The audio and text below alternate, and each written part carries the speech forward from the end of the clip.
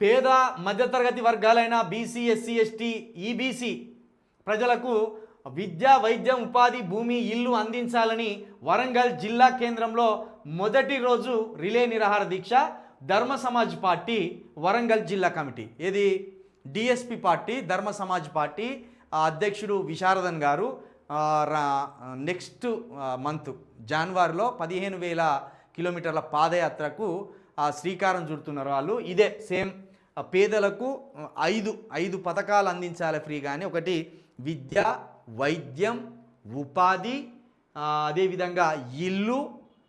ఈ 5 పేదలకు ఫ్రీ ఇవ్వాలి. విద్య ఫ్రీ ఇవ్వాలని, వైద్యం ఫ్రీ ఇవ్వాలని, ఉపాధి అందించాలని, భూమి ఇవ్వాలని, అదేవిధంగా ఇల్లు ఇవ్వాలని. ఈ 5 సూత్రాలతోటి విశారదన్ మహారాజ్ గారు 15,000 కిలోమీటర్ల పాదయాత్రకు వచ్చే నెల నుండి బయలుదేరబోతున్నాడు. అదేవిధంగా ఈ 15,000 కిలోమీటర్ల పాదయాత్రతోటి 2028లో ఎస్సీ, బీసీ, ఎస్టీ మైనార్టీలను, అదేవిధంగా అగ్రవర్ణాల్లోని పేదలను కలుపుకొని బహుజన రాజ్యాధికారం సాధించాలనే ఒక దృఢమైన సంకల్పంతో, ఒక మహా ఆశయంతో, మామూలు విషయం కాదు ఇది, మహా ఆశయంతో విశారదన్ గారు ఈ ప్రజల మధ్యలోకి పాదయాత్రకు వెళ్తున్నాడు.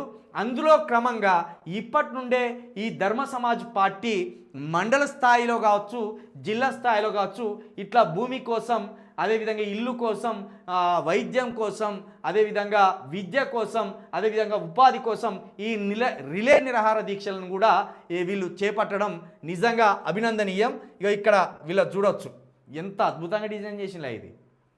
ఈ 5 కోసం ధర్మ సమాజ్ పార్టీ యుద్ధం చేస్తుంది. ఏ 5 ఇవి? ఒకటి ఎస్సీలు విద్య కోసం, ఎస్టీలు వైద్యం కోసం, బీసీ ఉపాధి, డిఎఫ్సి ఇల్లు, భూమి.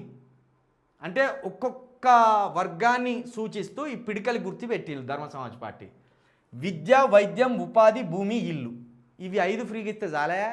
ఇక నీ 2,000 పింఛన్ ఎవరికి కావాలి? నీ 2,500 రూపాయల మహిళలకు ఎవరికి కావాలి? నీ రైతు భరోసా ఎవరికి కావాలి? ఎవరికి కావాలి? ఇవన్నీ ఇవి ఇస్తే చాలు. విద్య ఫ్రీగా ఇస్తే మా 1,00,000 రూపాయలు మాకు మిగులుతాయి, ఏడాదికి కట్టేవాల్సినవి. వైద్యం ఫ్రీగా ఇస్తే అప్పుల పాలుగాము, భూములు అమ్ముకోము వైద్యం కోసం. ఇక ఉపాధి, నువ్వు సరిగ్గా 22 సంవత్సరాలు దాటినోనికి ఉపాధి ఇస్తే ఎందుకు ఈ గుట్కాలు బుక్కుకుండా తిరుగుతారు? ఎందుకు ఈ సినిమాలు చూసుకుంటూ చచ్చిపోతారు? ఇక భూమి, ఇల్లు, నీ ఇందిరమ్మ ఇండ్ల కోసం రోజు అప్లికేషన్లు పెట్టుకోవాల్సిన పని మాకెక్కడిది? నువ్వు ఇవన్నీ ఇస్తే, ఉపాధి ఇస్తే మేమే సంపాదించుకొని ఇల్లు కట్టుకుంటాం. భూమి ఉంటే నీవిచ్చే కంట్రోల్ బియ్యం కోసం ఎదురు చూడకుండా మేమే పండించుకొని తింటాం. ఖచ్చితంగా ఈ రాష్ట్రంలో ఎవరైతే దోపిడీ చేసి 100 ఎకరాలు అనుభవిస్తున్నారో ఆ భూమిని మొత్తం ప్రజలకు పంచిపెట్టి ప్రతి ఇంటికి ఒక 2 ఎకరాల భూమి ఉండాలి. ప్రతి ఇంటికి ఉంటే ఇక మనం అప్పులకు పాలుగాము, ఈ కంట్రోల్ బియ్యం తినము, అన్నీ మనకు అందుతాయి. కాబట్టి ఈ ధర్మ సమాజ్ పార్టీ చేస్తున్న ఈ పోరాటానికి ఖచ్చితంగా న్యూస్ ఛానల్ కావచ్చు, ఈ తెలంగాణ ప్రొటెక్షన్ ఫోర్స్ కావచ్చు, చిలక ప్రవీణ్ కావచ్చు 100% మద్దతు తెలుపుతున్నాడు.